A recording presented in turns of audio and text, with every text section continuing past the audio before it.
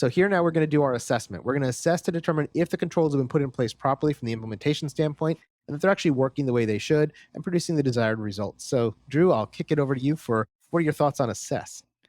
Yeah, I think this is honestly the easiest step to do if you know what you're doing. And the reason I say this is it's an open book test. You're generally not going to be assessing yourself. There's going to be some kind of third party. And I don't want to say that's going to necessarily be an external third party, meaning they don't work for the same organization. But generally speaking, the assessment of your system against risk management framework controls is going to be by some kind of person who doesn't report through your same reporting chain. Maybe not your same, like it's a third party of some kind. They follow a guide, and that guide is the assessment procedures for these controls. And those are contained in a different publication. And that's Mm. NIST Special Publication 853A or Alpha.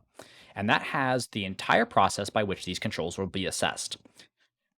My secret to being successful in this process, as somebody who was almost always on the other side of it, not being an assessor, was actually reading their checklist, right? Like, that's what they're going to go do. So if I know Yep. what they're going to do in advance, I can make sure that I have the right documentation. I Hmm. know how they're going to examine it. So I may have done it and I'm familiar with how to show them how it's going to be done here, but that's not how they check it.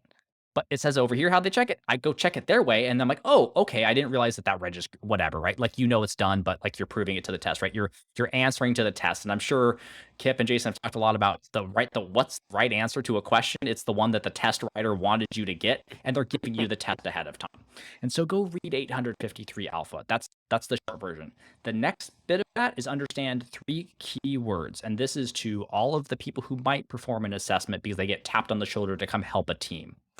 There are 3 concepts: observe, interview, and test, right? And these are how things will be assessed, right? So observe, right? Go watch it happen. If you said that the screen lock was going to do in 15 minutes, get a stopwatch out, right? Wait 15 minutes and did it lock with no inactivity? Okay, yep, pass the test. Interview, very simple. Go talk to people. Go talk to a couple of people. Did they give the right answer? Good.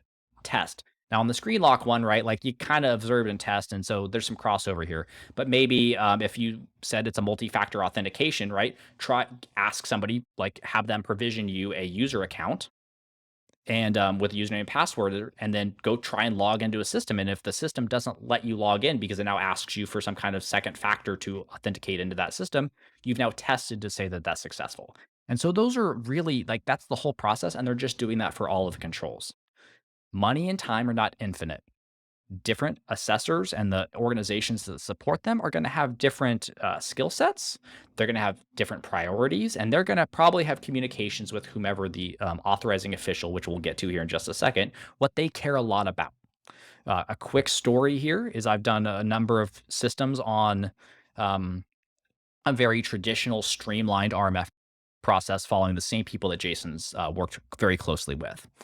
They have a very regimented process. Here's how you're going to do absolutely everything. There's no room for deviation because it's really a gigantic bureaucracy. Things are getting better, but it's still at the end of the day, it's a long Yep. process, very strict in the process.